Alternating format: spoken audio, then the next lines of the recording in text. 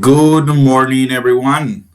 Welcome to our first virtual class. I was going to say in-person class. Welcome to our first virtual class of this intermediate English course. Please confirm if you can hear me loud and clear. Yes, teacher. Hi, Giovanni. Yes.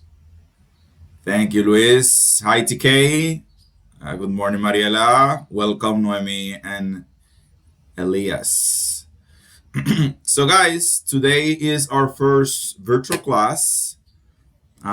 We have been meeting in person, but we're going to start from now on. Alongside the in person classes, we're going to have virtual classes on Sundays at 8 a.m., right? So let's start right away. Remember that we have some homework that we're going to review this morning, and we will also we're going to explain some other topics that we have from our class on Monday. Okay, let me share my screen right away because we have a first assignment to wake you up. Okay, I know that you were sleeping, maybe the majority of you, so let's do something to wake you up. So the first thing, as we normally do in our in-person classes, is a reflection. So this morning's reflection is by Robert Collier. And the quote is: "Success is the sum of all small efforts repeated day in and day out." Success is the sum of all efforts repeated day in and day out. So remember that the dynamic is that all of you have to say something about this quote. Okay, all of you have to express your thoughts, your opinion. So take a minute, let that quote sink in, and after that, I want to hear your thoughts. Okay, I want to know your opinion. So I'm gonna give you 1 minute to read it, try to understand the meaning, and then you're going to share with all of us your opinions about.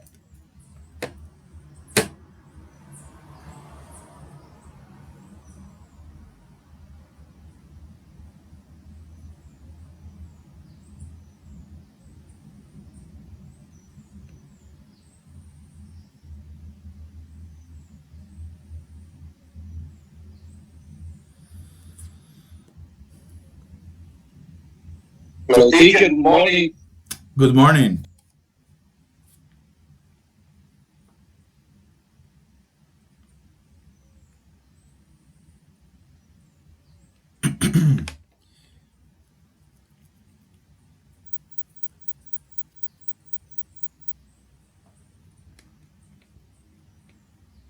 Okay, 30 more seconds.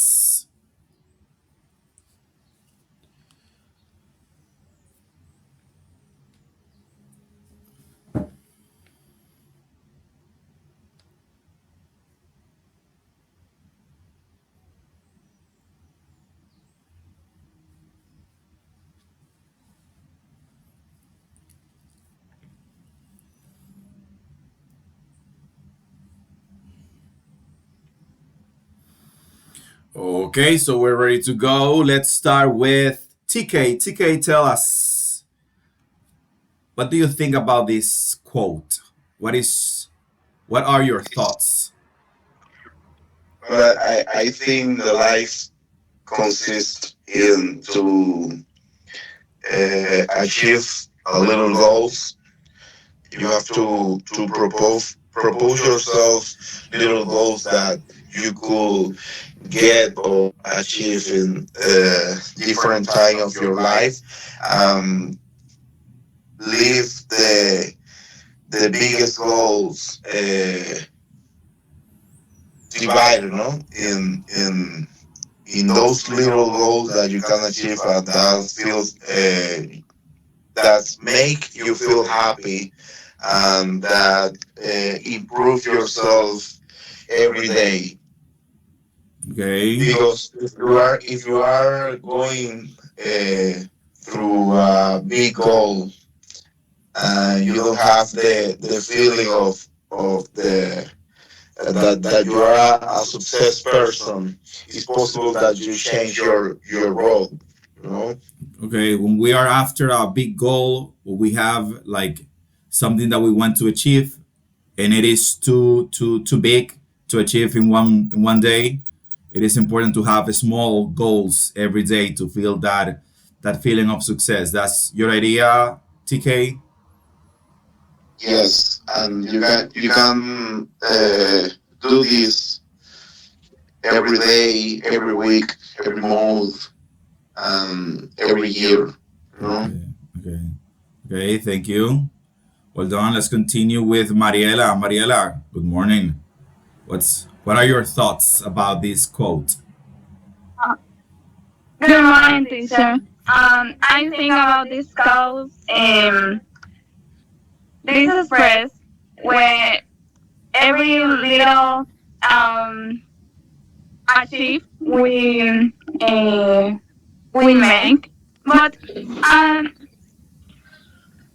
I need to say again. People usually see when we are succeed, but don't see when we every day make something to achieve our goals. So these quotes remembers me the every step we do every day to achieve something greater in the future. Okay. Okay. Well done, Mariela. Thank you. A small suggestion there. When we talk about the state of full success, we use successful when we are successful, right? And when we want to say that something that we remember something, but not like we are remembering an action, but that something that is happening brings some ideas to our mind. We use it reminds me.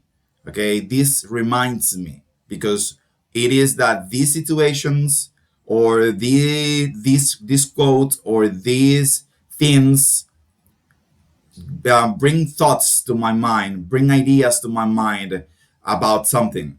So in English, when we have that dynamic, we say it reminds me instead of it remembers me because it means something different when we say it remembers. Okay.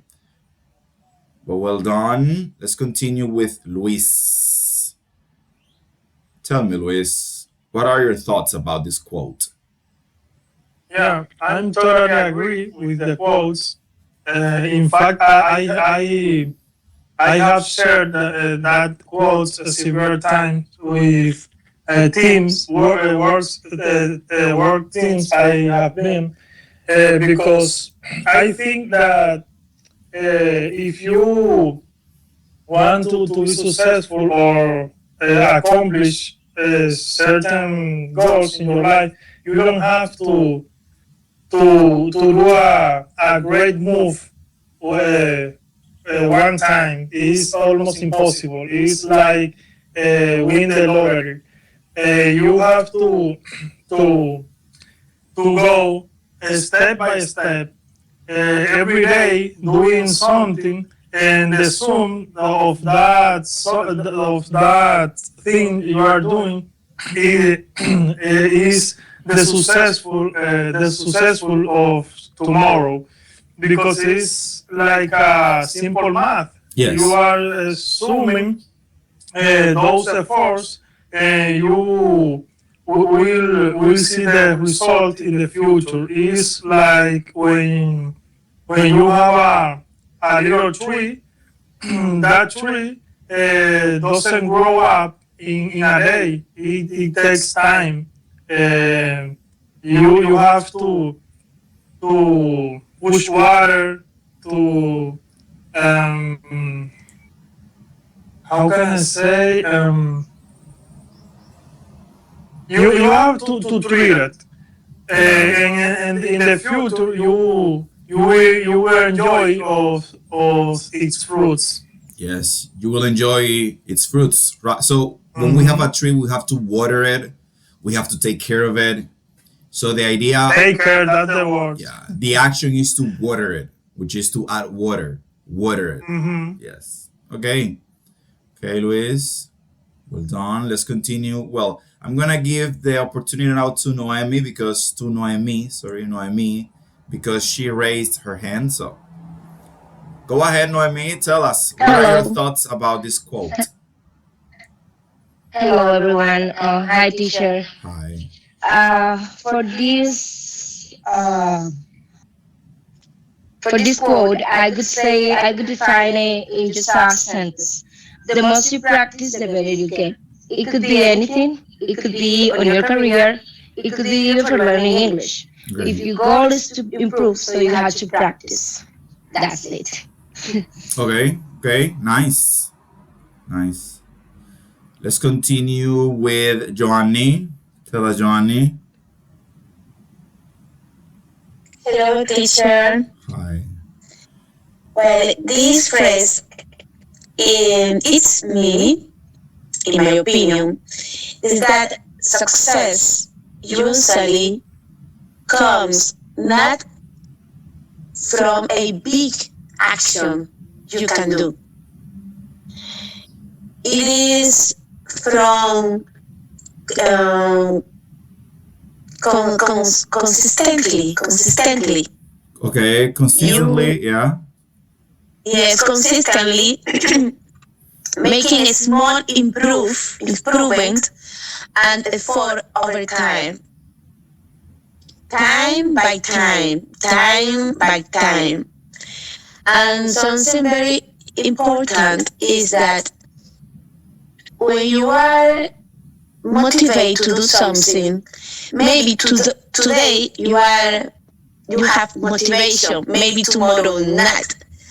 And the discipline is very important for this, because although you don't think or you don't feel motivation in one day, although that you have to continue continue improving your action to get the success. Okay. That's all. Okay. Okay, Joanny. Remember also, and well done. Remember also that in the case of the word effort is effort. Okay, effort. It's a more soft pronunciation. Effort. Okay, and in the last sentence you used again, although it would be better to use besides, maybe in that context. You have to continue besides what you're feeling at the moment, maybe. Okay, just a small suggestions. I try to give you at least one suggestion. I don't want to burden you with a lot of suggestions because I don't want you to lose confidence. Just one or two suggestions by now. Another suggestion. This is important. You said time by time. It would be better to say day in, day out, which is part of the quote. Day in and day out. Day in and day out. Which is like saying every day, day in, day out. Tell me, Joelina. Thank you, teacher. Always. Good morning. Good morning. For me, success is a perseverance of working that after work day for what he wants, achieve with discipline and dedication. Okay. Discipline and dedication. Okay. Okay, well done, Joelina. Elias, it's your turn now. Tell us, Elias, what are your thoughts about this quote? Hi everyone. I think about this reflection that, for example, if you want something in life and you can get improved in something, you can do step by step. You have to, if you, for example, if you have a big goal, you just have I don't know, the time, for example, and just do it step by step. If you are consistent in the life, you get whatever you want. Okay, if you are consistent on in life without the, we have to drop that there because remember that here in this context we're using life as a general idea. So in English, when we're talking about something general, we don't use the definite article the, but that was well done, Elias. Well done. Just take that into consideration. The use of Okay, the. thank you. Yeah. Rosangela. Good morning, Rosangela. Hello, good morning, everybody. Teacher, I didn't see the phrase. You didn't see the quote? Yeah. I'm going to show it to you right now. Judith, since Judith just logged in, Judith, you can read it too, so you can tell us your thoughts in a moment. Excuse me, teacher. This is the quote that we're using this morning. This is our reflection of the morning. So read it, and in a minute, I will ask your thoughts about this. What do you think about this quote? Success is the sum of all efforts repeated day in and day out. Meanwhile, I'm going to give the opportunity to Sariel. Tell me, Sariel, what are your thoughts about this?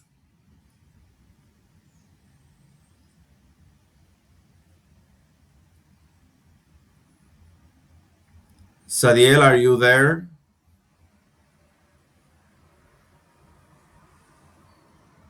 Okay, if you are talking to us, your microphone is off.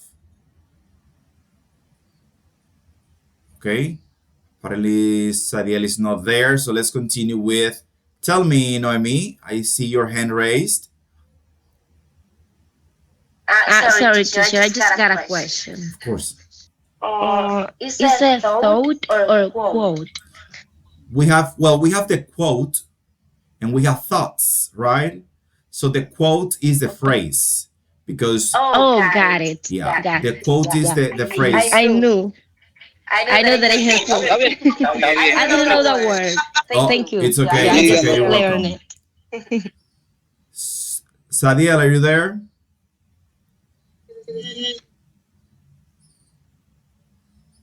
Okay, well.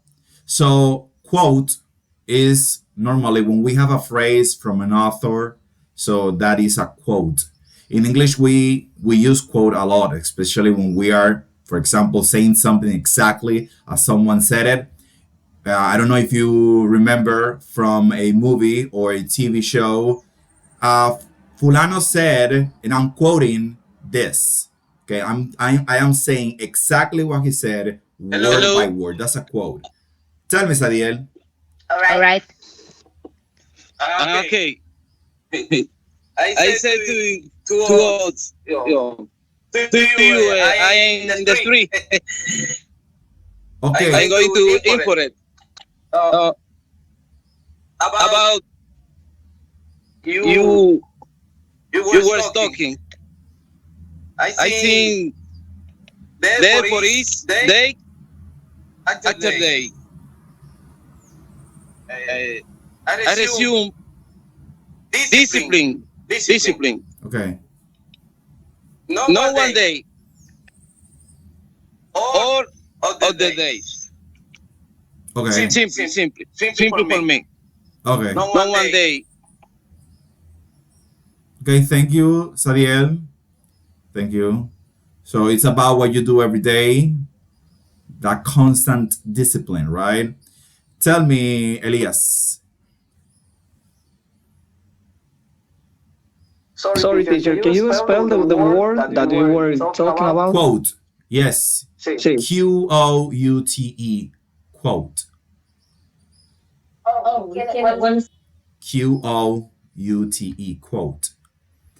Okay, so let's continue with Stephanie. Stephanie, are you there, Stephanie? Good morning, teacher. Good morning. In my opinion, I say it's true because If you street for some time, you want, at some point, you will have it. For example, I see out to rent my own night spot, and I have take me 2 weeks, but it's almost ready, and I have been working on every day. Okay. Okay. Okay. Thank you, Stephanie. Rosangela, it's your turn now.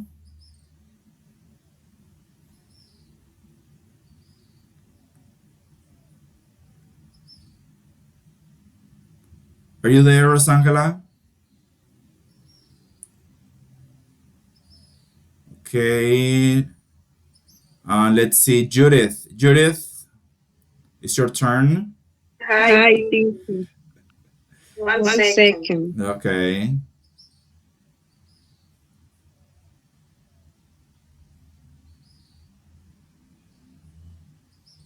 Okay, teacher. I can talk about the photo. About the phrase, about the quote. Ah, okay. Please, the photo Okay. presentation. Okay. I think this quote, ¿qué se dice? Yeah, Quote, quote. Yeah. quote is very inspiring because it teaches that success comes from small efforts every day. I will stay consistent and never give up. We can achieve our goals. Okay. Okay, well done. So we can say, Judith, Finish. this phrase is inspirational. It's inspirational. Okay. Okay, Rosangela, are you there?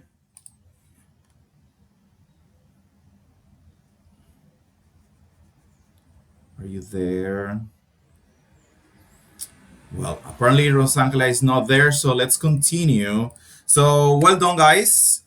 For those of you who are new to this class, in every class we have a reflection phrase or quote that we always use at the beginning of the class to activate your speaking. The idea of this course is to learn more grammar, but also to improve your speaking.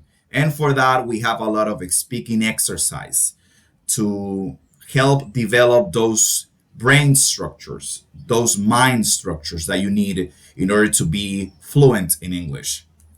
Okay, so the idea of this quote is that success usually does not come from one big action. Okay, usually, because sometimes Excuse people me. can have an overnight success, but that's not common.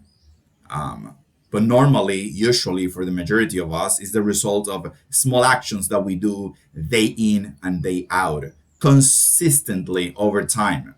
That's the key part here. And the same thing happens with English, right?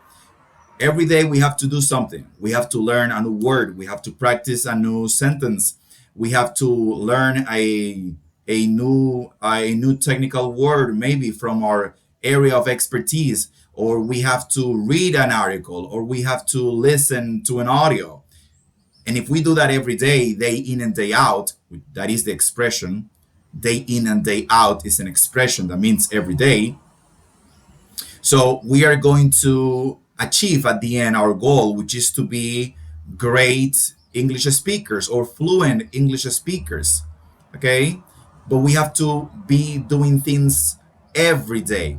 And that is the most difficult part, because sometimes we want to, and then the majority of the time we don't want to, because our brain are lazy. They don't want to be dealing with new things or complicated things, or we just want to relax and receive more dopamine from Netflix or TV shows or other activities. But we have to be disciplined, and every day we have to learn something. We have to put into practice something. I do that every day. I try to read something in English every day. My books are normally in English for that reason, because Every time I'm reading, I am practicing and I am increasing my vocabulary. Also, try to listen something in English during the day. Try to make English part of your daily life, not something that you do outside of your daily life, but something that is part of your daily life. So it's natural. It's not something like a homework. It's part of your day because you're always doing that because you like it. So that's basically the idea. Okay, so let's start with our exercises. Remember that in our last class we were discussing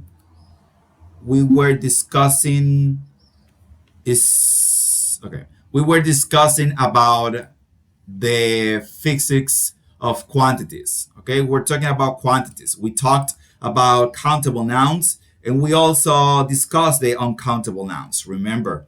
And we studied the different structures that we use for those countable and uncountable nouns. For those of you who are joining the class today, I will send you to your personal numbers this class so you can study it as well. Okay, so let's start reviewing the exercise that we left for today, which is this one, because we did the exercise A on Monday. So this morning we're going to do the exercise letter B. Okay, here we have to choose between too many, too much, fewer, less, more, and enough in each of these sentences. So let's start with the first one. Okay, number one. So we're going to do this in pairs, okay, because this is too easy. We're going to do this in pairs. So number one, number two. Who's going to tell me number one and number two? Okay, go ahead, Johnny. Number one. There are too many cars on the street today. Number two. My brother drinks too much soda every day. Okay, Johnny, we're doing the exercise B here because remember that we do the exercise A in the class. Okay, here, the exercise B. Let me see.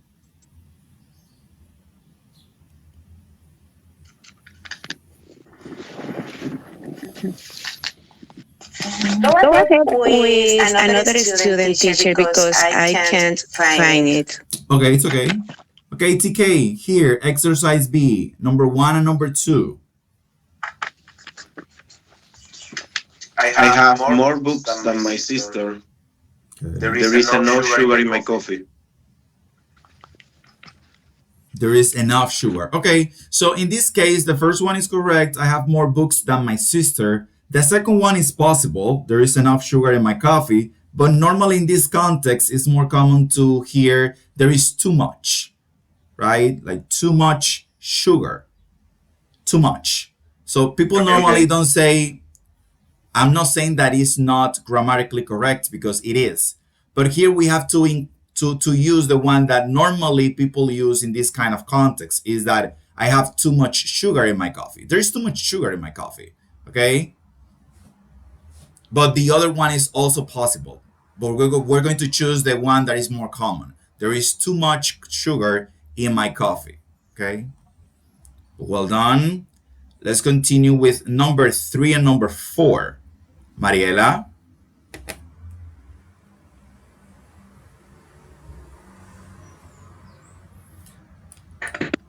Enough food for everyone. And number 4, she spends less money than before. Okay, we don't have enough food for everybody. Okay, and she has spent less money than before. Well done.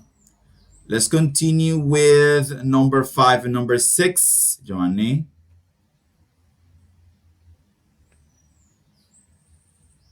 Okay, number 5.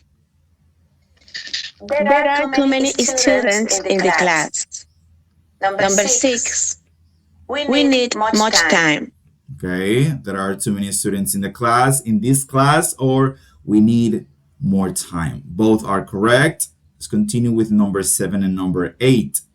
Tell me, Joelina.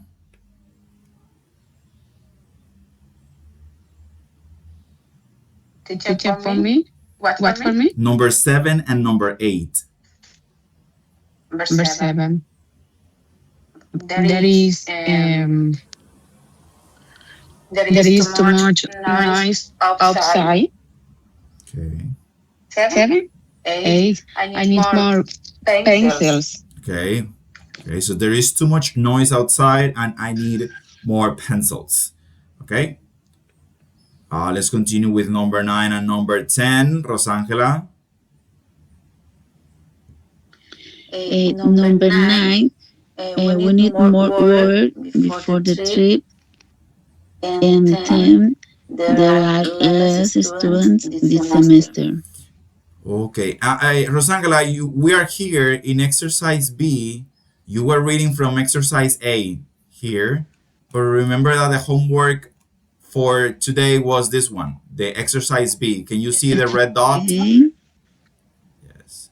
Number 9, number 10 from this side of the screen, exercise B. Here, you can see my red dot making circles here. 9 and 10. Yes, 9 and 10 from this side. There are many chairs in the room, and we have a lot of work today. Okay, so we can say there are too many chairs, right? There are too many chairs in the room. Or the other one was we have, what was your answer here? A lot of work today.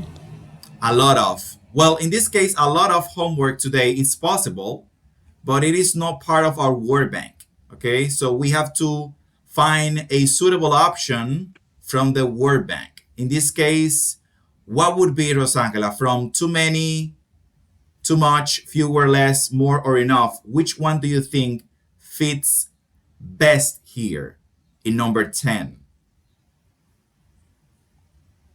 Too much. Yes. Too much work today. Teacher, I didn't see this class in my notebook. Okay. Part 8. Sorry. It's okay. But the answer is correct. In this case, is too much. We have too much homework today because homework, it's non-countable. Okay. Thank you. So I was saying before that a lot of is also possible. Remember that we can use a lot of for countable and uncountable nouns. Okay, we can use it. But because it wasn't here in the word bank, that was the reason why we decided to choose another option based on our word bank. Okay, with that, because that's the challenge in this case. Okay, so let's continue. Always, Rosangela. Let's continue with number 11 and number 12. Who is going to read number 11 and number 12? Easy peasy, guys. Easy peasy. Me, teacher. Tell me, Noemi. All right, so number 10 and number 11. Number 10, I'm sorry, number 11 and number 12, right? Yeah, number 11 and number 12, yes. All right. Number 11 is I drink too much water during summer. And number 12 is he has many friends now. Okay, he has many friends now. Okay, so in the case of 11, I drink too much water during summer. That is also possible. We can also say here, I drink more water during summer. And that's also possible as well. Okay, so we have here two options. We can either say I drink too much water during summer. Even more common, I drink more water during summer. The second one, it would be more common in this context.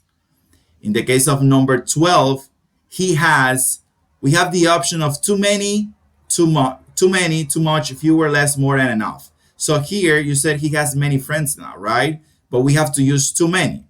And too many has a different meaning than just many. So with that in mind, which of these, Noemi, do you think fit best this context? I'm sorry, can you repeat the question? Okay, so here we have, remember that our options are this one. Too many, too much, fewer, less, more, and enough. And you said he has many. So we need another option that is within your word bank. In this case, one of All right, these. could be. Sorry. It's okay. Oh, okay. It could be more friends. Okay, he has more friends now. That's possible. Okay. We can also say he has fewer friends now. That is also possible. Okay. Oh, yeah. Okay. Let's continue with. Okay, so we have Teacher, 13. Tell me, Johnny. I have a question here. Okay. It could be he has too many friends now. It could be, yes, because it fits the structure. Okay, thank you. Yeah. In this context, maybe more or fewer, because it's less common to hear that someone has too many friends. It's less common to hear that. It's more common to hear that someone has more friends now as a good thing, or fewer friends now as a bad thing, because too many is also a bad thing from another angle. Okay, so let's continue with the last three, 13, 14, and 15. Who is going to tell me the answers of these last three sentences? The last three sentences. Luis, welcome back, Luis. 13, 14, and 15. We don't have enough space. The teacher give us too much exercises or enough exercises. There are too many people at the mall. Okay, there are too many people at the mall. So the teacher give us too many, too much. In this case, too many. Too many because exercises is countable. Exactly, it's countable. But it's not true because the teacher doesn't give you too many. Maybe enough exercises. Okay. But it's okay. Too many is possible, right? Because exercises is countable and is a plural. Remember that we, in the case of the uncountable nouns, we don't use plural nouns. We only use singular nouns. But countable nouns can be pluralized. Okay, so let's continue. This one we have to correct, right? We have here error correction. This is the error correction exercise. So we have to fix these errors. So let's start with the first one. There are too much students. What would be the correct form?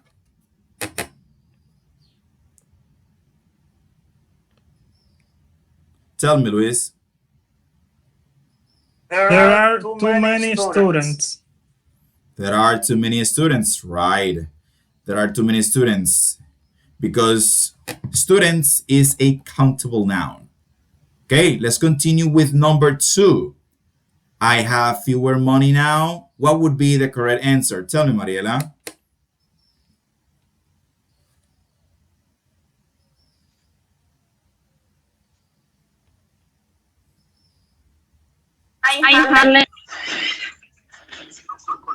I have less money now.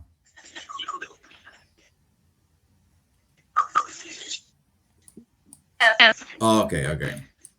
You're breaking up a little bit, Mariela. Okay, but I got you. So I have less money now is the correct form because fewer is the structure that we use for countable nouns and money is uncountable. So we have to use less, which is the structure or the quantifier that we use when we're talking about something uncountable and that we have a little amount. Let's continue with Joanny. Number 3, she drinks too many coffee. She drinks too much coffee. Yes, coffee is uncountable. Well done. Let's continue with Heriberto. Number 4, we need less chairs.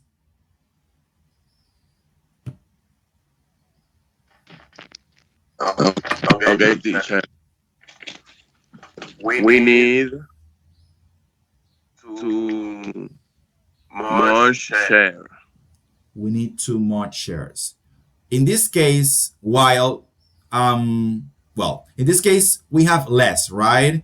The idea is to find the other word that fits this context. In this case, we have chairs, which is a countable noun. The problem is not with the quantity here, but with the quantifier, which is a non-countable quantifier. So we need the countable quantifier that means the same thing as less for this sentence. What is the other quantifier that we use that has the same meaning as less?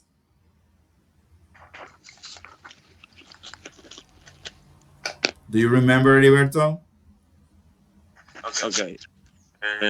For example, I think we need enough. No, it's another one. It means the same thing, but it's for countable nouns. It's a quantifier for countable nouns, and they mean the same thing, but we use them differently. Okay, we need too many chairs. No? No, in this case, it's this word right here, fewer.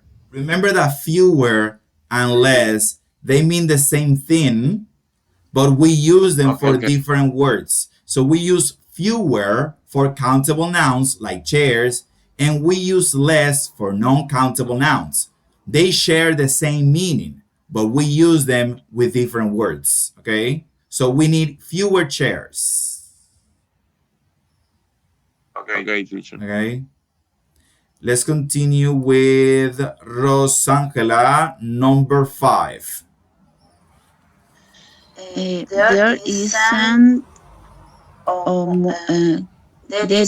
much water. Yes, there isn't much water because many is for countable nouns and water is non-countable. Yes. Judith, number 6. Well done, Rosangela. Number 6, Judith. Okay. He spent too much time online. He spends too much time online. Time is non-countable. Okay, well done, Judith. Jolina, number 7.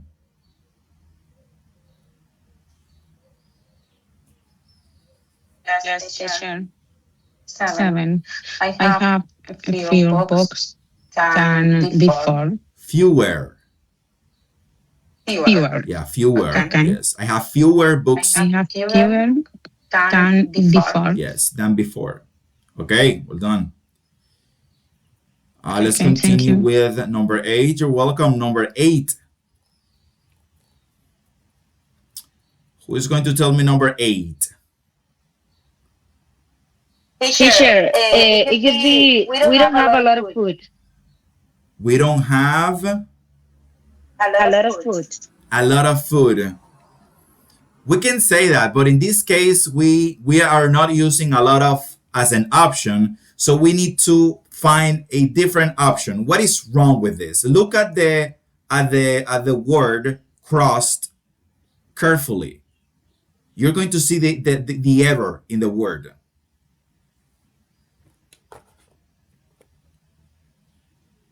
What is the error? Tell him, Mariela, what is the error? It has an S. I'm sorry. It's okay. Okay. It's okay. To say the same thing. Has an S. Yes. Right. Okay, that was a good catch, Noemi and Mariela. That was a good catch. So enough has an S. That was the first thing that I saw. When I saw the word, I said, oh, it is grammatically wrong. So, Yes. but I just forget it then. It's okay. It was a good catch, and that is what matters. So the problem here is the S. We don't say enough, right? We say enough. Okay, enough. So here we have an S. So the sentence is correct. The only thing that we need to do is to drop the S. We don't have enough food. We don't have enough food, and that's it. Okay. Remember, a lot of is also possible, but we don't have it as an option. So the idea is to put you in a situation where you have to work with the options that you have in order to polish the use of those options, that you know how to use them better. Then after this, in everyday English, you can use a lot of as much as you want. Number 9. Tell me, Rosangela, number 9.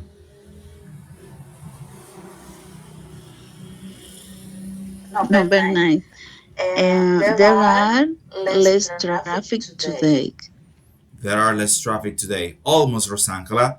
Remember, your choice of less is correct because traffic is non-countable, right? But look at this. Here we have a plural verb and we are using less. Remember that for the quantifiers that we use for non-countable nouns, the verb has to be in singular. So there is less.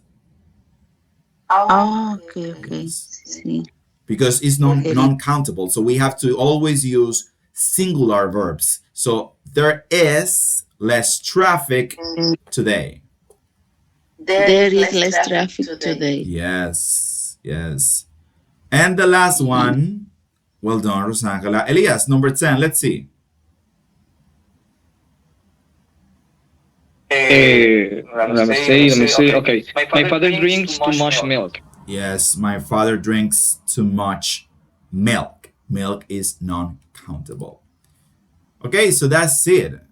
Pretty simple. The key with these topics, the key with these quantifiers is to remember the rule. At the beginning, because we're getting used to it, we have to be paying attention to it is quantifiable, non-quantifiable noun. But after you get used to it, it's going to be second nature. You are going to naturally identify which is the correct option just because it fits. Okay, in your mind it makes sense.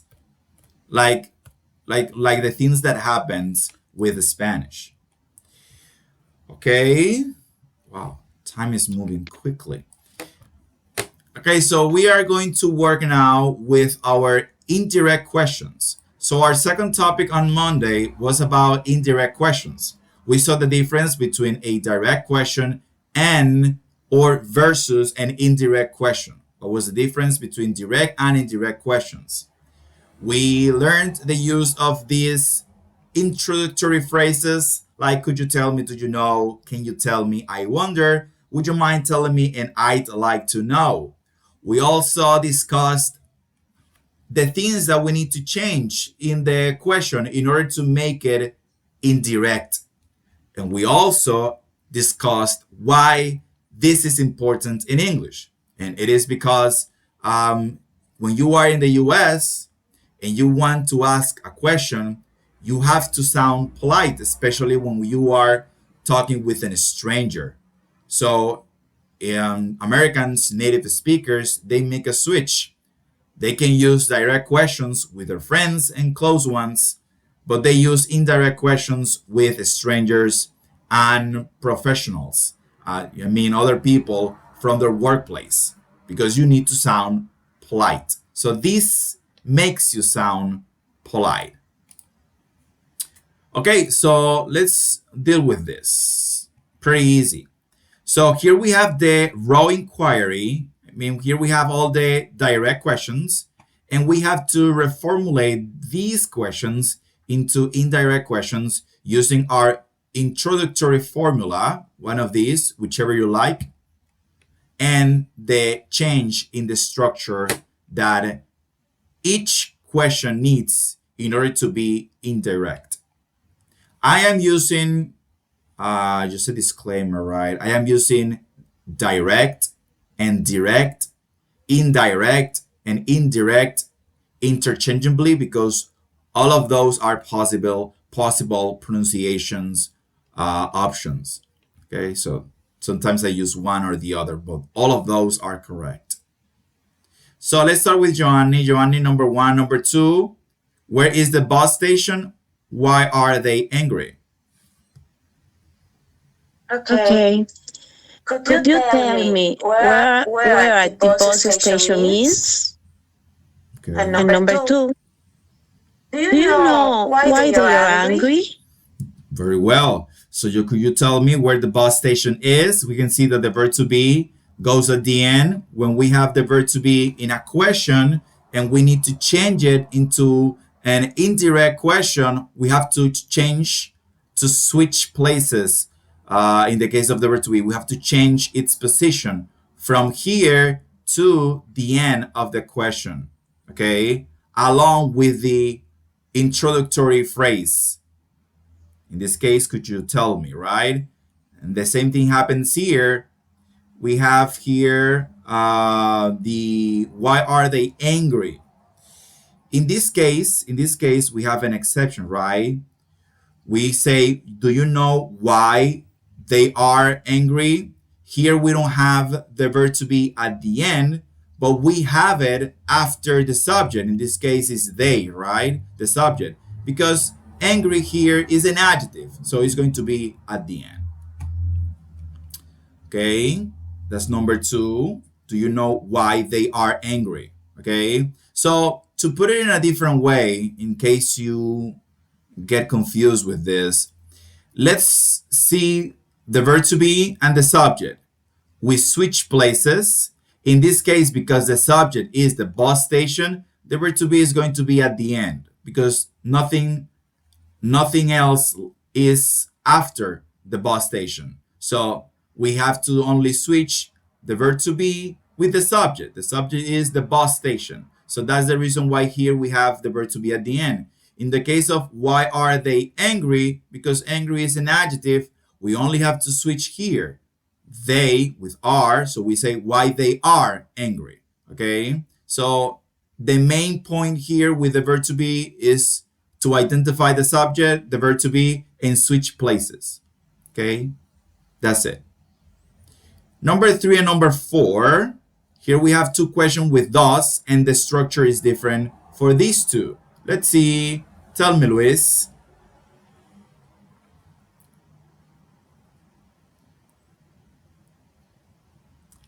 Luis, your microphone is off. Sorry. Number 3. Do you know what time the class begins? Yes. Number 4.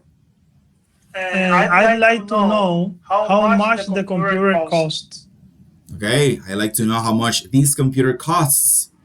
So as you can see, when we have a question with does, we have to drop it in order to make it into an indirect question.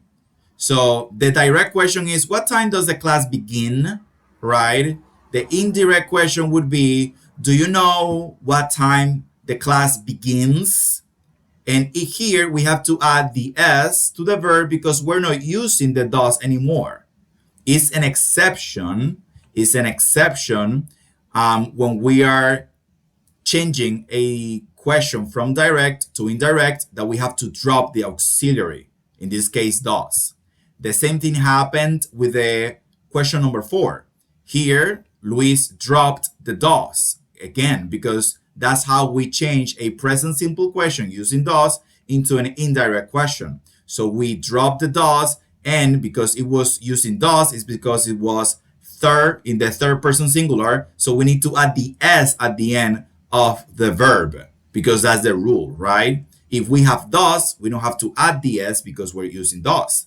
But if we drop the does, if we eliminate the does, that's what it means. That's what I mean when I say drop. If we drop the does, it's because we have to use then, in that case, the s at the end of the verb. So, do you know how much this computer costs? Okay. Let's continue with Rosangela, number 5 and number 6. Number 5. Could you tell me where your teacher lives? Okay. Do you know why she is crying? Why she is crying? Yes. Okay. Do you know why she is crying? Very well. Okay. So again, here in number 5, Rosangela dropped the does, right? The auxiliary. And at the end, she added the s. Live. Lives, right? It's important to take that or to bear that in mind, especially if you are taking a test. A test, sorry. Yeah. That extra S was unnecessary. Okay, let's continue with number 7 and number 8. Number 7 and number 8.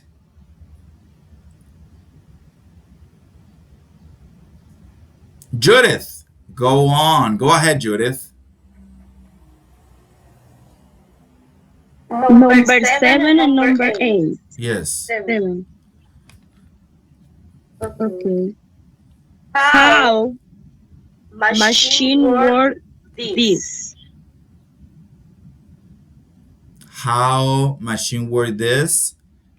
What about your introductory phrase? You need to use could you tell me, do you know, can you tell me, I wonder.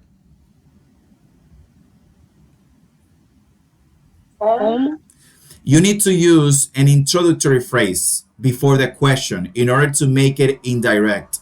So for example, in the case of number 6, Rosangela said, could you tell me, right, why she is crying, or do you know why she is crying? So we always have to use one of these phrases that we have here. Could you tell me? Do you know? Can you tell me? At the beginning of an indirect question, always. So in this case, Judith, you have to choose one. Which one you are going to choose? You can choose whichever you like, okay? There is no rule for this. You can choose whichever you like. Okay. Could you tell me how machine work this? Okay. So a second suggestion, in this case, Judith, this, we don't need to change it because this question is using does, right? So when we have a question with does, the only thing we do is drop the does. And we reformulate the question with our introductory formula and we add the s if we need it. So in this case, we need it because we're using does. So the question would be, could you tell me how this machine work? Okay, could you tell me how this machine works? Right, we need the S here.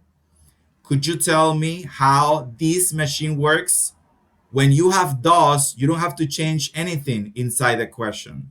The only thing that you need to do is to eliminate the does. You add your introductory formula or phrase, and you add the S to the verb, and that's it. Could you tell me how this machine works? Okay? Okay. Let's work with number 8, which also has does.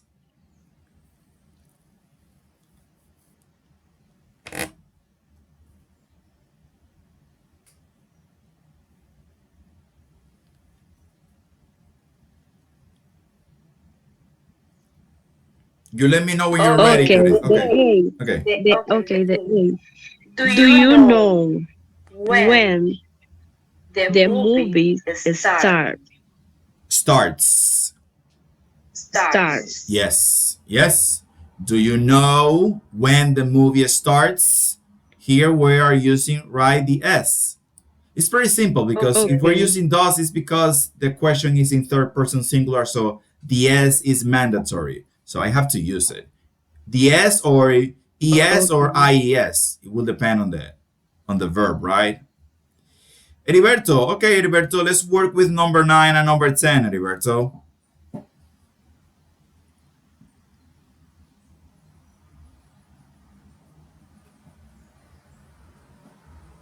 Okay, now. Number 9, I'm changed the meanings. Okay. Could you tell me who that man is? Very well. Could you tell me who that man is? Okay, here we have the verb to be at the end because the subject is that man completely. Well done, Exactly. Heriberto. Number 10 now. What does she do? Okay. Okay, we changed the does. Okay. Do you know what she does? Yes, excellent. Okay. Do you know what she does? Okay. Yes, well done. Thanks. Let's continue with 11 and 12. Tell me, Joanny, number 11 and number 12. Number 11 and 12. Yes. Could you tell me why he left? Yes, could you tell me why he left? Just 1 second, Joanny, here. I want to explain something real quick. So here, we're using did, right? Did is an auxiliary. Okay, is the past tense of does. So when we have did in a question, which is in this case a past tense question, and we want to change this question from direct to indirect, we have to do exactly what Joanny did. We have to drop the did and we have to change the meaning of, well, not the meaning, the tense of the verb from present form to its past form. That's why her question was, do you know why he left? Because left is the past tense of the verb leave. Okay, so the same rule applies for the past tense when you're using did. That was a good catch, Johnny. Well done. Thank you, teacher. And number 12. Could you tell me where I can buy tickets? Yes, could you tell me where I can buy tickets? So here happens something similar to what happens with the verb to be. We switch places with the auxiliary, in this case, the modal verb can, and the subject. So we put I where can is and can where I was. Okay, so instead of saying where can I, we say where I can. And then we leave the sentence, or in this case, the question, in the same way. We don't have to change anything else. Okay, Joelina. Joelina, let's work with 13 and 14. And number 15 is for Heriberto.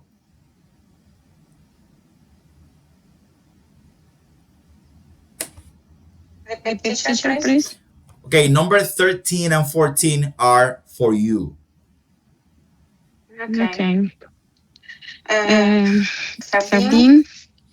Can you tell me when the store closes? Yes. Okay. Do you know what time the train arrives? Arrives. Yes. Okay. Excellent. The last one, Heriberto, number 15.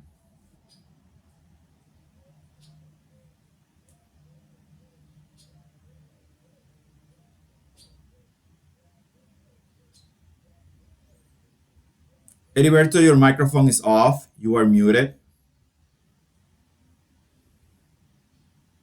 Okay, sorry. I'm speaking and my microphone is off. Okay. I wonder how long. Okay. I wonder how long the flight takes. Yes, I wonder how long the flight takes. Well done. That's it, guys. Those are the rules that we have to keep in mind when we are dealing with direct questions that we need to switch into indirect questions, okay? I'm going to send this slideshow to the WhatsApp group. Well, yeah, I will send it to the WhatsApp group so all of you can see it in case someone needs to review it again. So the new students that we have that joined our class today, they can see it too, memorize the rule, and when they go into the platform during the week, they can perform well in our first practice. Tell me, Sariel, do you have a question?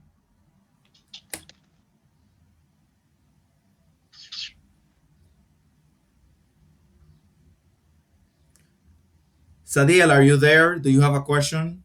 Thank you, teacher. Could you tell me what the difference between the using could you tell me? Can you tell me? I would like to know. I wonder.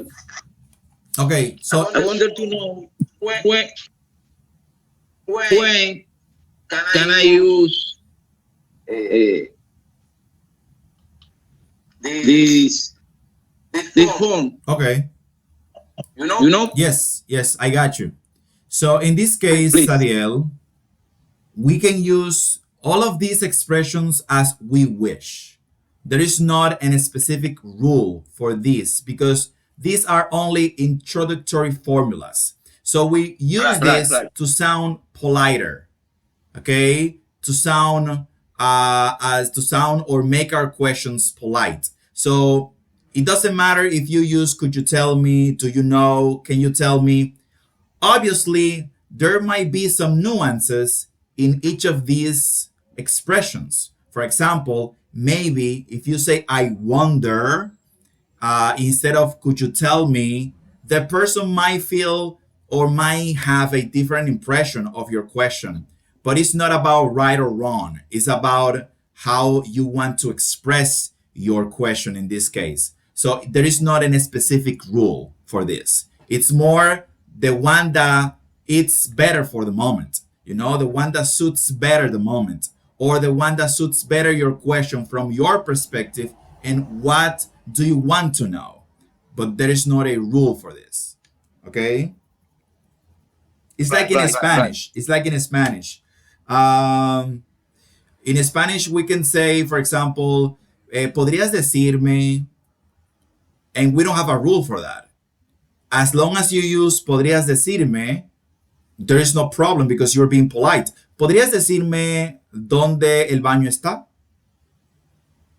Okay, but we have many other options.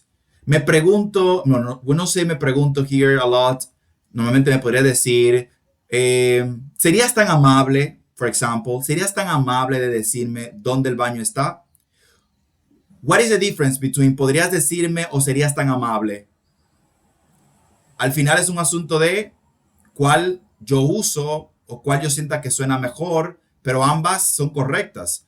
Tanto cuando digo, me podrías decir como serías tan amable, son dos expresiones que se escuchan bien y que suavizan mi pregunta. ¿Sí? Right. Okay, so that's the idea with could you tell me and the other ones. Teacher. Tell me, Rosangela. He can use whatever he wants. Yes. It's the same. Yes. The idea is being polite. So whichever you use is going to give that impression. But as always, like in any language, there might be some nuances. When I say nuances, I'm talking about matices. Las expresiones pueden tener ciertos matices, que son cues o pistas que uno adquiere del idioma por el contexto. Pero eso ya es más complejo. Aquí la idea is that you know that you can use whichever you like in order to sound polite. And you will sound polite, okay? Heriberto, do you have a question?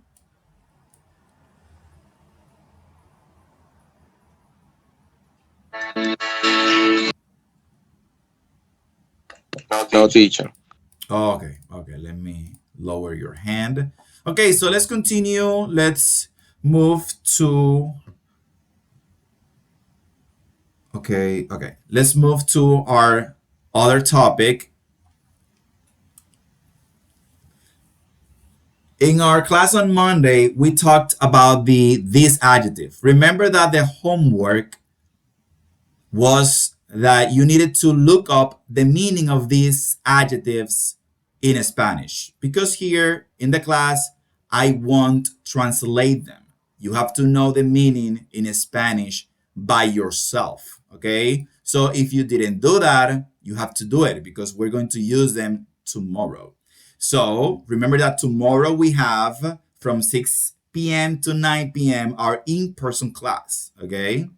So here we have the adjective spectrum. We have here like positive adjectives, and here we have like negatives adjectives. Okay? Spacious, comfortable, modern, bright, quiet, cozy, affordable, convenient, safe, clean, beautiful. And the negative would be noisy, expensive, small, crowded, old, dark, dangerous, far away, uncomfortable, and dirty. Okay. Okay, so here we have useful expressions that we can use when we are using one of these adjectives. We have, for example, one advantage is, I like, the best thing is, one positive aspect is. For instance, the best thing is the large kitchen. Let's say that you want to buy an apartment, and after you walk around the apartment, you say, the best thing about this apartment is the large kitchen, or the best thing about this apartment is the bedroom. Okay, to say something. Okay, it's just an example. You can also say, I like the best thing, or one advantage. Okay, or you can say, for example, one advantage is that this apartment is close to the city or is close to downtown. Useful expressions. When we're talking about disadvantages, we can say, well, one disadvantage is I dislike, which is the opposite of I like. Or one negative aspect is.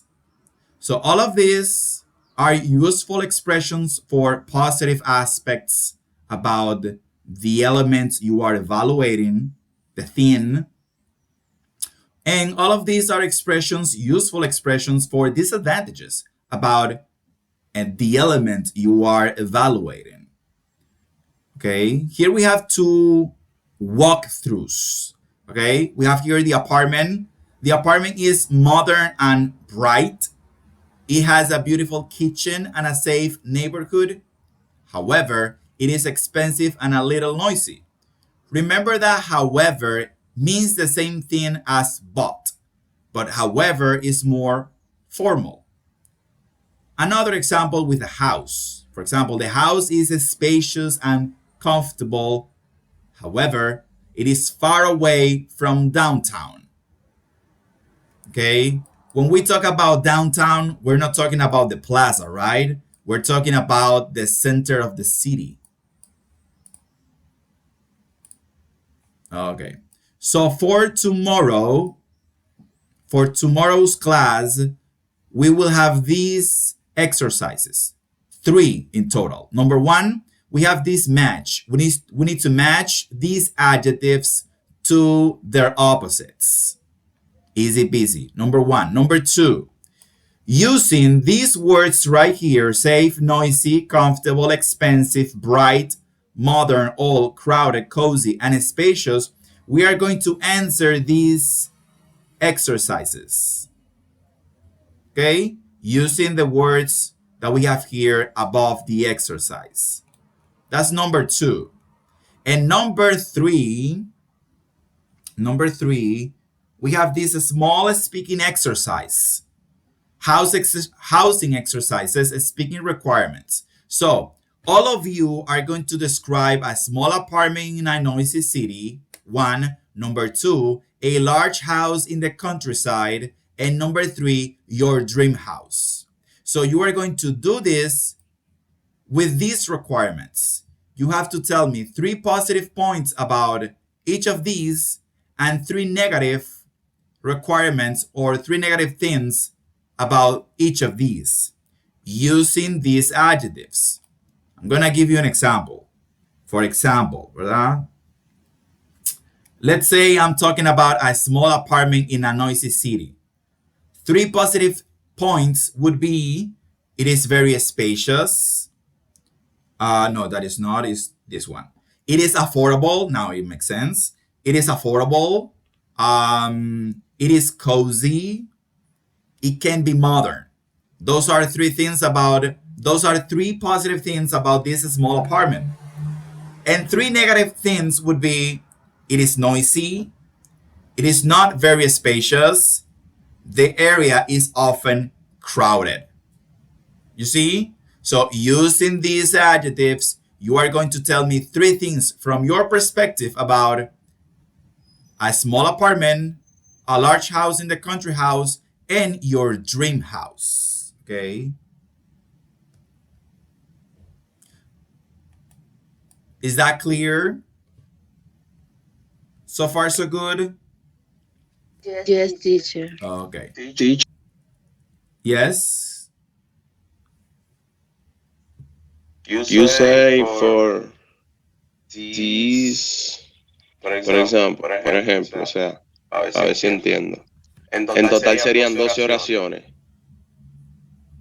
In this case, we are going to have 6 for each. 3 positive and 3 negative for a small apartment, 3 positive and 3 negative for a large house in the countryside, and 3 positive and 3 negatives for your dream house.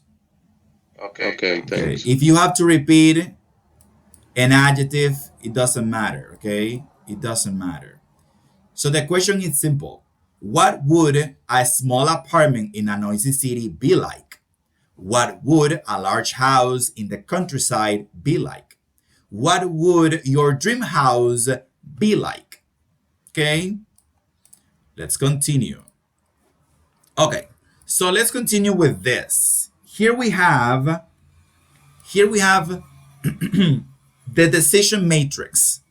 Okay, so we're going to talk about some important structures that we use in English that help us express things like things like comparing or evaluating or expressing opinions about people or places or things or situation, or simply to describe. They are useful tools to express how good or bad or big or small or sufficient or excessive or similar something is. Okay, so let's see this one by one. First, we have here excessive. When we want to express that we have more than enough, that we have too much or too many of something, we use this. To plus adjective. Normally, when we have this word to followed by an adjective, it's because we have too much or too many or more than enough of that specific thing. Okay, for example, the apartment is too expensive. That might be a problem because it means that maybe it is more than I can afford. Okay, it's too expensive. I can't pay it. It's too much for me. Okay, the room is too small, right? It means that it is smaller than I need it to be. It's too small. Okay, that's a problem. Or the sofa is too old. Okay, it means that the condition of the sofa is not good enough because it's too old. So every time we see too followed by an adjective, too expensive, too small, too old, it's because we are saying that this is excessive or it's more than enough or this is a problem. That's the idea. So it normally has, in the majority of the cases, a negative connotation. Okay, so that's the first one. We have a lot of examples, right? Too expensive, too small, too big, too large. Okay. So that's number one. Let's continue with number two. Let me use my red dot. Tell me, Noemi. Teacher, about the homework. Yes. It has to be the words that are there, or we can use any other word. And the other question is, the description is about the place, I mean the apartment, or it could be about the place where I live, for example, the neighborhood. Well, in this case, it's about the structure, because you're talking about the three positive things that a small apartment has in a noisy city. So you have to take into consideration the context, right? The neighborhood.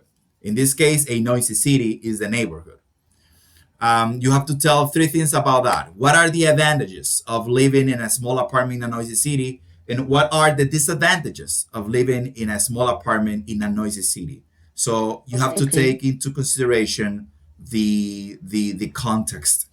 And in your first question, yes, you have to use these adjectives, because the idea is to force you to learn these ones.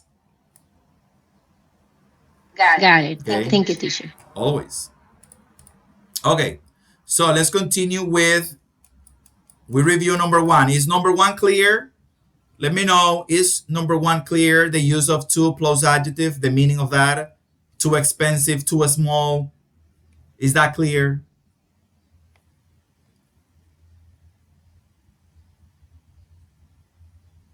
Okay, thank you, Rosangela, for your reaction.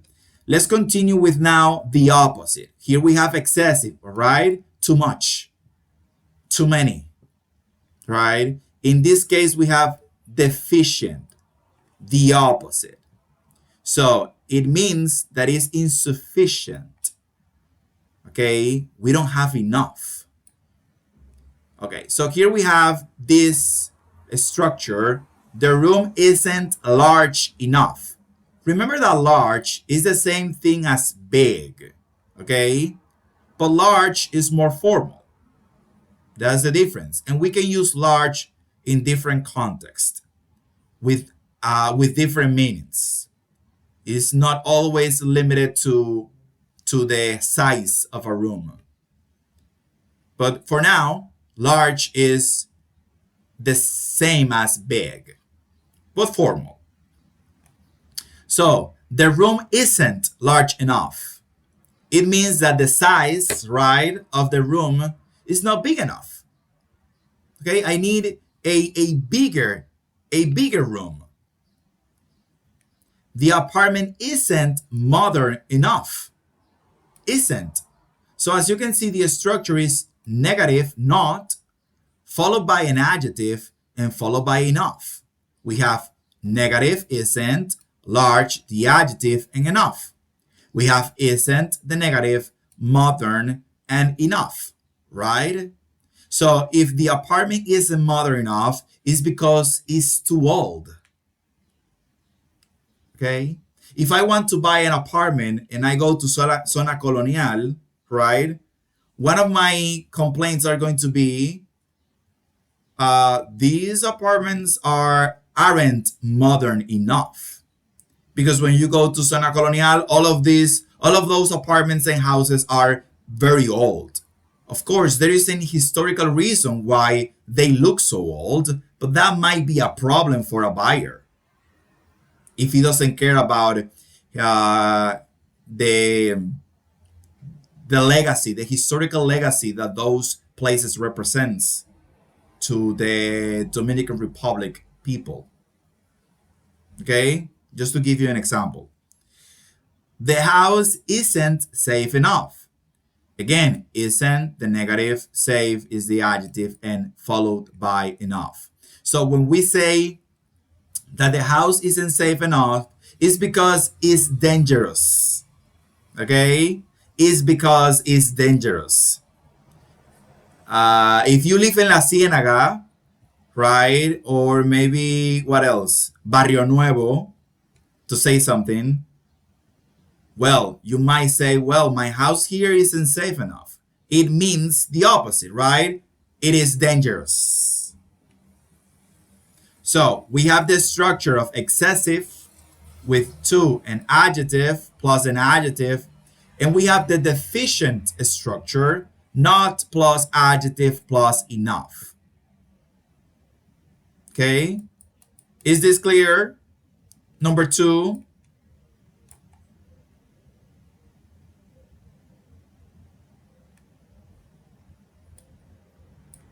Okay. Let's continue with number 3, equivalency. This is a pretty common structure that I know you have seen many times, which is as, adjective as, the famous as. She is as, he is as. So we use as adjective as when we have an equal comparison. For example, for instance, this house is as big as that one. As, adjective as.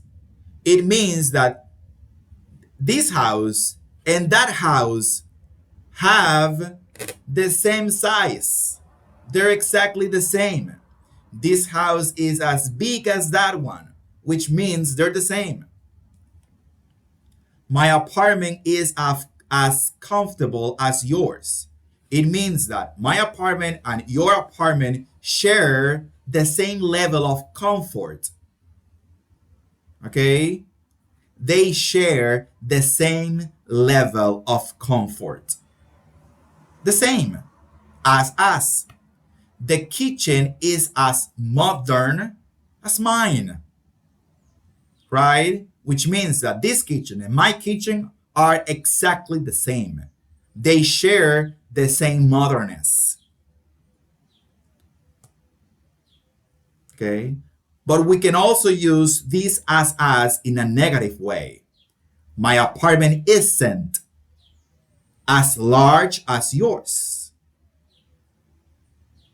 In this case, my apartment is smaller than your apartment. But see how easy it is to say it only using as. My apartment isn't as large as yours. Or my apartment isn't as comfortable as yours. Right? Or this house isn't as big as that one. So I can use as in a positive way to say that both things or persons or animals or situations are exactly the same, or to say that they are not exactly the same. Okay? Is that clear? As. Yes, it is. Okay, thank you. Okay, and now we have the same idea of equivalency, but in a different way. Okay? So as you can see here, we're working with equivalency using an adjective. Pretty easy. But then if we want to talk about things that we can count and things that we can't count, we have to change that structure a little bit. So for countable equivalency, we use as many, the plural noun, and as. Remember that every time you see the quantifier many is because we're going to talk about countable nouns. Okay, for instance, let's see this. This apartment has as many rooms as that house. Here, I can't use as adjective as because I am not talking about a quality, which is the use of an adjective. We use adjective to describe things or persons or situations. Here, we're talking about a specific things like rooms, for example. So this apartment has as many rooms as that house. At the end, I'm talking again about equivalency because I'm saying that this apartment and that house have the same amount of rooms. So this apartment has 3 rooms and that house has 3 rooms as well. So we share the same amount of rooms. But if I want to say that in a sentence using as, I need to add as many because I am going to use a plural noun, a plural countable noun, as many rooms. Okay. Another example. Santo Domingo This is an example. I'm not saying that this is accurate, okay? Santo Domingo has as many cars as Santiago. Santo Domingo has as many cars as Santiago. What I'm saying is that Santo Domingo and Santiago share the same amount of cars. I know that that's not right. I'm just, giving you an example. Okay, another example is I have as many books as you. So we use as many. Teacher, do you remember? Yeah, tell me, Roberto. The Santo Domingo, please. Heriberto, your microphone is off. Could you you can remember the Santo Domingo has. Can I, if I can repeat? Exactly. See. Okay. Santo Domingo has as many cars as Santiago.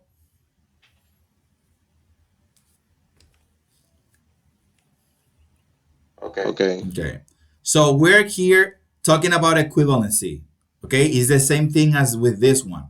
The only difference is that here we're emphasizing the use of many because we're talking about things in plural. We're not talking about adjectives anymore, or we're not using adjectives anymore. We're using things to make the comparison. Okay? And the same thing happens with the brother of many. In this case, much. Every time you see many, much is around the corner, okay? Much is always around the corner because many is for only countable nouns, and we need much for non-countable nouns. And the structure is the same. The only thing that is going to change is the noun, that in this case is going to be uncountable. So, here we have as much plus an uncountable noun plus as. So, my house costs as much money as yours. Okay? So, my house and your house, they cost the same. Okay? This apartment has as much space as that one, which means that this apartment and that apartment share the same space, or they have similar space. Okay? In this case, we're using much because a space is non-countable, and money is an uncountable noun as well. And that's basically it, guys. Here you have a summary of the structures. To plus adjective, too expensive. Adjective plus enough, big enough. As adjective as large as many countable noun as many rooms as much as uncountable nouns as much space as. Any questions, any doubts about this? Teacher, I want to ask you to send this picture by the WhatsApp group, please. Yes, of course. I will send it to the WhatsApp group. Okay, thank you. Okay, let me erase all my lines. Okay, guys, so we're almost at the end of the class. Here you have these exercises that you are going to do based on the explanation I just gave you. We are going to review these exercises tomorrow. And we also have these two exercises.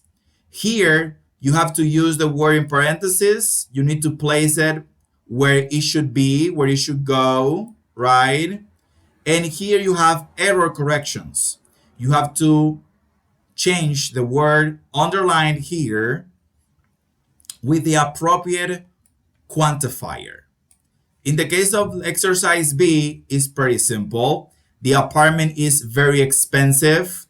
Here I have 2. The rule says that 2 goes before the adjective. Expensive is the adjective. So the correct sentence would be using 2 because this one is also correct. The apartment is too expensive.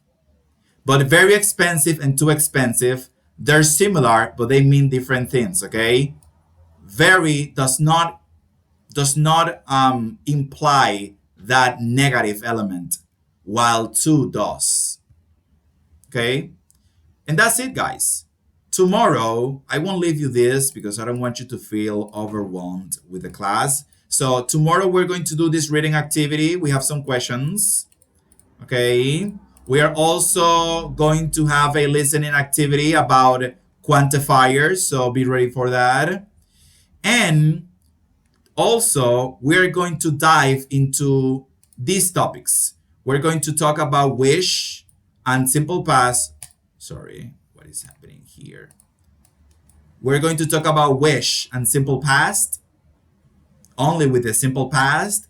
And we're going to talk about this, comida, recetas, instrucciones de cocina, which is your next topic in your program, okay? So it's going to be an interesting class. Okay, so this class is always recorded, okay? So this class is being recorded and it will be available maybe in 1 hour or less. In the case of the guys who joined the class today, I will send the link of today's class to the WhatsApp group because you can see it on the platform, because you need to be added to the platform, and that is something that I can do, and it will be done tomorrow. So I will let you know when you are good to go and you can log in into the Infotep Virtual platform. But for now, I'm going to share today's class through the WhatsApp group. All the other ones that are already added to the platform, to the Infotep platform, you know that you have a practice over there that you have to finish by today. And this class will be available too in a link that you can click and watch it as many times as you want. So I'm gonna send to the WhatsApp group the pictures of today's class. I'm gonna send the pictures of today's or of tomorrow's homework, and we will see each other again tomorrow at 6 p.m. Okay, remember that you have to be before 6 p.m. 5:55, 5:56, because the class starts at 6:10 exactly. Okay, but the idea is that you get earlier. If you don't have your Infotep teachers t-shirts, in the case of Elias and Noemi, text me so I can let you know how you can get it, how you can get them, your t-shirts, because you need to wear your Infotep t-shirts during class. Okay, so do you have any other question, guys? Is everything clear?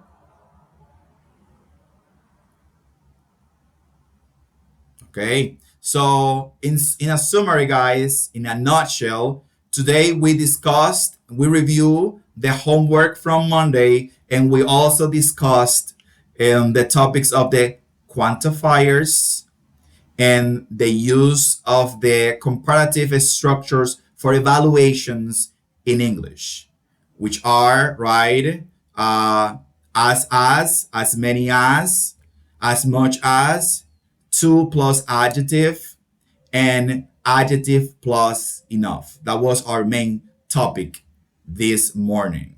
Okay, so with that being said, that will be all for this class. Have a really nice day, because the day is beginning right now. It's only 9:43, and see you again tomorrow at 6 p.m. at Infotep La Oriental.